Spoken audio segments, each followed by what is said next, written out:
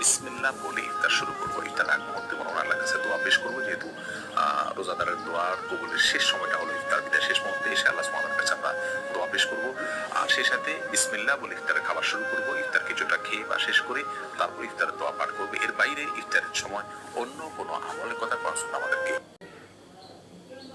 এইটা হলো রমজান মাসের দ্বিতীয় সর্বোচ্চ গুরুত্বপূর্ণ আমল।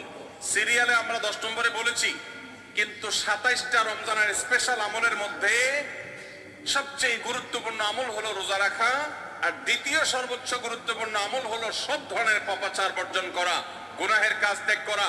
যদি কেউ রমজানে রোজা রাখে আবার চোখ দিয়ে হারাম জিনিস মোবাইলে দেখে, স্ক্রিনে দেখে, পত্রিকার পাতায় দেখে, অফলাইনে দেখে, পরনারীর দিকে তাকায় থাকে, সে যদি কান দিয়ে হারাম জিনিস শুনে, গান বাদ্য এই সমস্ত কিছু সে যদি উপভোগ করে, তাহলে তার এই রোজা আর উপোস থাকার মধ্যে কোনো পার্থক্য। মনে রাখবেন, রোজা শুধু পেটের হয় না, রোজা চোখের হয়, রোজা কানের হয়, রোজা হাতের হয়, রোজা মুখের হয়, রোজা শরীরের প্রত্যেকটা অঙ্গ প্রত্যঙ্গের হয়।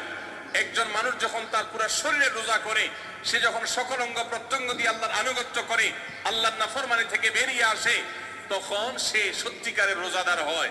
আর যে শুধুমাত্র দিনের বেলায় পানাহার বর্জন করে, যৌনাচার বর্জন করে, আর সমস্ত পাপাচার অপকর্ম সে যথারীতি অন্য সময়ের মতো রমজান মাসেও করে, এই রোজাদার পেটের রোজা রেখেছে কিন্তু তার শরীরের অন্য অন্য অঙ্গ প্রত্যঙ্গ গুলো আল্লাহর কথা শুনে নাই, সো সেগুলো কিন্তু রোজা রাখে নাই।